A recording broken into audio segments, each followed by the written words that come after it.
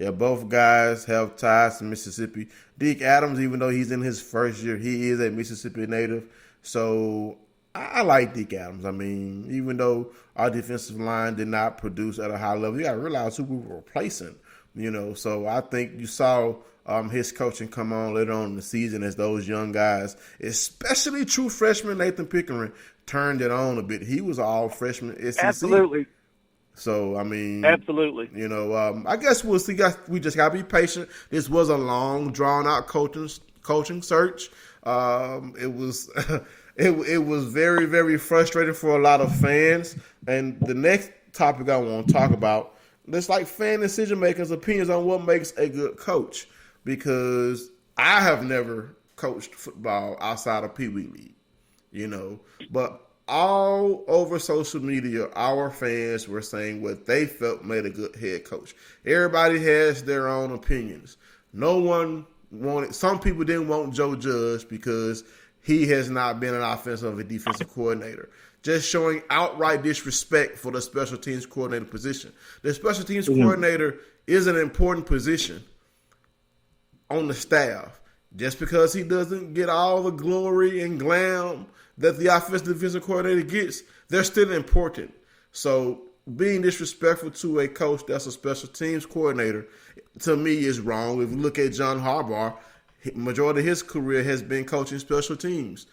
But he did start getting looks when he coached defensively a bit. But he feels like, along with Dick Vermeil, I found an article that talked about other head coaches that cut their teeth as far as becoming coaches on the special team side of the ball, saying that coaching special teams prepare them. I love this show.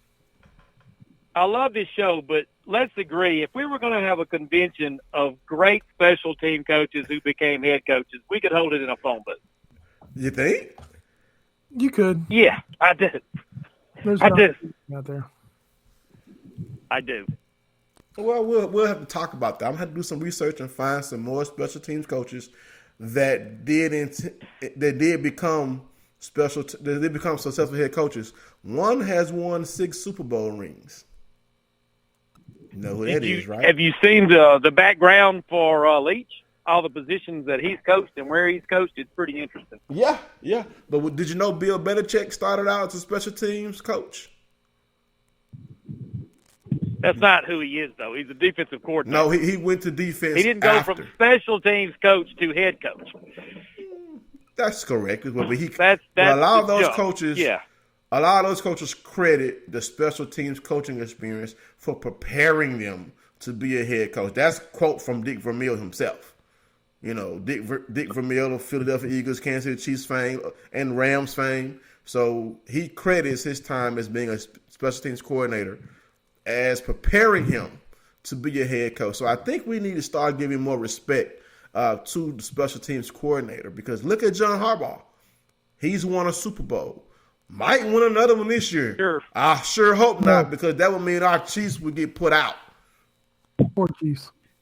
I think if I can interject on the special team coach thing, I think the thing, if you get the right type of guy that has a background in special teams, I think a lot of those type of coaches don't get in their own way. I think a lot of times you run the risk with offensive gurus. Yeah, they might not be the guys that big on discipline. And for understand, a lot of those guys aren't big on paying attention to the details or the administrative things. So, and sometimes they get in their own way because their egos want to allow them, as we dealt with Moorhead, to just do what's right. They want to prove something. Special team coaches ain't really tripping like that. So they're about winning. So they don't get in their own way. I kind of agree with that. I mean, but hey, Joe Judge did not come home. He stayed in New York.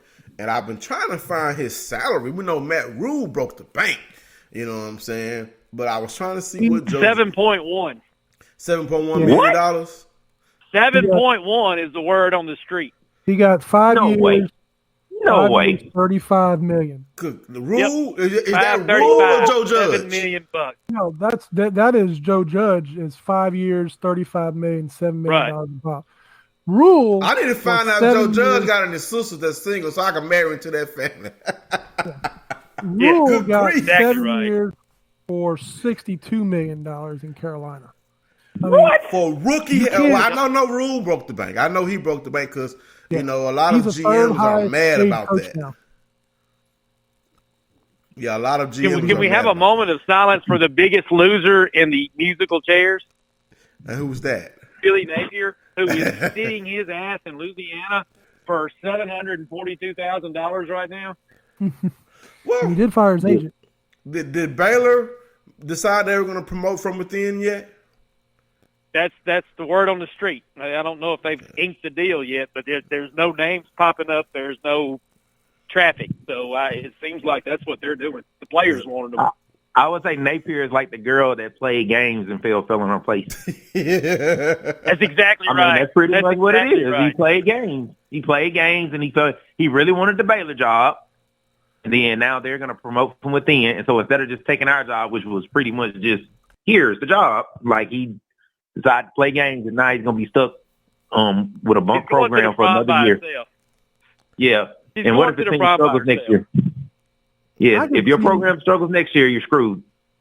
I could see him going to South Carolina next year if they fire Will Muschamp. I know he's from that area, so maybe he's holding out for that. I mean, I know he wanted that Baylor job. He was just going to use Mississippi State as a stepping stone. So that's right. He wasn't going to stay long. Maybe AD realized that too. I at least wanted someone. But on the other end of the deal, though, we've got Arkansas, who just settled down way too early in the evening. They didn't. They just the first girl that made eye contact. I want you. That's no. What they did. I'll say this based off. I have a source that works at Arkansas, and I'll tell you, they said it wasn't like that. Apparently, this guy is a guy that was a favorite amongst the players. He's very personable. I told him he's not quite like a Buddy Stevens type, but kind of like that type of person, offensive line coach, very personable, builds great relationships, has brought in ace recruiters. I've told people he scares me more than a Lane Kiffin. I know people think, oh, that's crazy, but I just saw where a guy, a 5-star lineman that was committed to Georgia, is going to be visiting Arkansas. That dude can recruit. Right. I tell you what I wished I could do. I wish I could provide a visual aid for you right now, because I don't know if y'all know it or not. He was actually in the movies. Who, Pittman? He was in Pittman? Remember the Titans. On the assistant coach on the white team. Looks just exactly like him. The coach in shorts, the whole 9 yards. Well, Sam Pittman was on the Arkansas staff for a couple of years, so he's familiar with the football program. So, he grew up 70 miles from there. Yeah. Right. So he recruited all those four. When they had that big old offensive line all those years ago, they had all those guys that was like 6'7", 6'8", 380 pounds. He recruited all those guys. Right. So I mean, he's not the sexy hire as well. So we got all these new head coaches. Mike Leach is sexy in the passing game, just not on defense. Like, I mean, have y'all seen Roger Rabbit? I mean, his offense is like Jessica Rabbit, Roger's wife. His defense is like that crazy lookalike that starts chasing Bob in the building and say, "I'm man," looking crazy. That's what we got to have a real conversation like. about how fair Garrett Schrader transfers. Well, Garrett Schrader was out there. Yeah, that was another thing. He was meeting him today on his little scooter. So why do you think Schrader's going to transfer right now? What's that? Because he can't throw, and you have to throw it 50 times a game in Mike Leach's offense. So do you don't think Mike Leach can fix Garrett Schrader? No, and traditionally he don't do that anyway. He normally starts seniors. Well, we don't have a senior quarterback, so I'm just saying he normally starts seniors. I think it'll be made. A lot of people already saying what's KT going to do? What's KT? He gonna leave too. He don't fit. He gonna leave. Or you gonna move the receiver. We have another caller. Area code 601-3408 out of Philadelphia, Mississippi. You're on with the Maroon Maniacs. Who do we have? Man, this is Wes Haley. What's going on, man? What's going on, Wes? We are talking about Mike Leach being hired as our new football coach and bringing a high-powered offense to Starkville, something we have been hungering for. Come on with it, baby. So I take it you're happy. You're excited. Absolutely. I mean, I'm nobody, but I try to get people to understand we needed him before Moorhead. Yeah. Absolutely. Well, was he a candidate for the job 2 years ago? Do you know that, Jeremiah? Was he interested in the job 2 years ago? I don't know. Okay. Well, I know I wanted. Well, I think he was in the running for the Tennessee job at that time. Yeah, he was. Definitely was. And then when they fired the Tennessee AD, he lost his candidacy for that job. So yeah. So that's absolutely you look correct. at most of these coaches.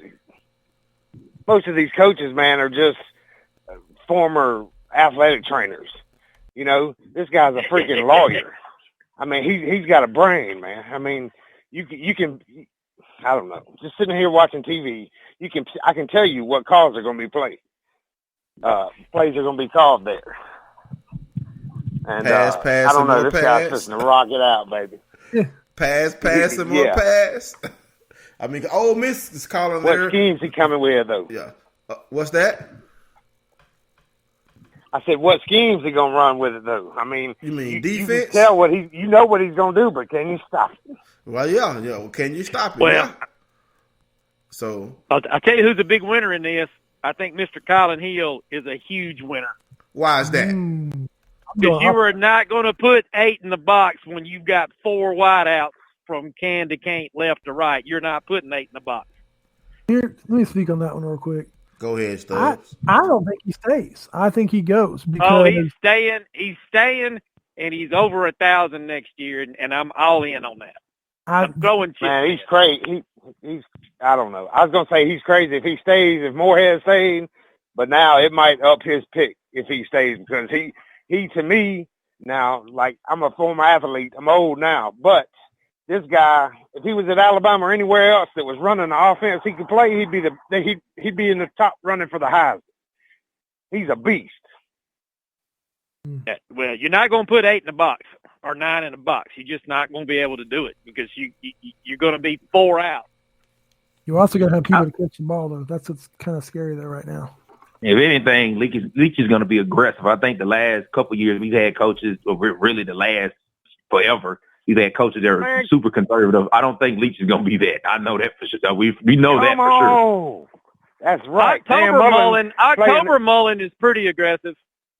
November Mullen, not so aggressive. Man, October Mullen against Alabama, not aggressive. I mean, Mullen is not an aggressive coach. I never believed that. Mullen had the opportunity to beat Alabama in Tuscaloosa, and he ran back the first 2 quarters. He started throwing the ball the 3rd quarter and got up on them, and then ran back the 4th quarter and lost the game. Ole Miss, he ran back up the middle, 3 downs, and then called timeout on 4th down. November Mullen. And then ran him right up the middle again. Exactly. We'll definitely start recruiting some better receivers. I'll say that much. I think receivers will be a lot more. I mean, you got to think about it. We really hadn't had a receiver get drafted since Eric Mose, I think. So sure, I mean, we showing our age, man. We're showing our age. I mean, I barely remember it myself, but I mean, we hadn't had a receiver get drafted. So that's the thing. But I definitely think missing wide receivers. I think Mike Leach is the first name coach we've hired. Obviously, Jack Teixeira was considered a name. He coached Dan Marino and all those guys. But I think Mike Leach, because he's big on Twitter. Now, I actually, voiced some criticism of our players on social media. Now we got a coach that don't know how to put down the Twitter finger. Filter. He does not have a filter at all. But I will say he's going to call them boys out, though. I think he's going to be the type of coach he's done that before. So I think that might be something a little different to a more, Mississippi people are a bit more demure, a bit more just, want to, be humble. I don't think he's cocky or anything like that, but I think Mike Leach is definitely going to be something a little different than we've seen before. It's definitely going to be entertaining. I'll say that much. There's a YouTube video out there of him talking to the Texas Tech team. I think it's after the Baylor game. Now, and I'll apologize in advance for the F-bombs in it, but it is very telling on what he's going to expect. And how he's going to go about his business. So it's, he ain't going to do that. He ain't going to do it. You can't do that in Mississippi. You can't do that. Because when Mullen first came, he had issues with that. I mean, I used to go to those practices. Mullen had some issues with the cussing and all that stuff that he had to chill out with that. Like, so. John Cohen will make a Marine blush. That is true. I'm telling you, John Cohen has got a mouth on him now. Yes, it's Hey, guys, AD.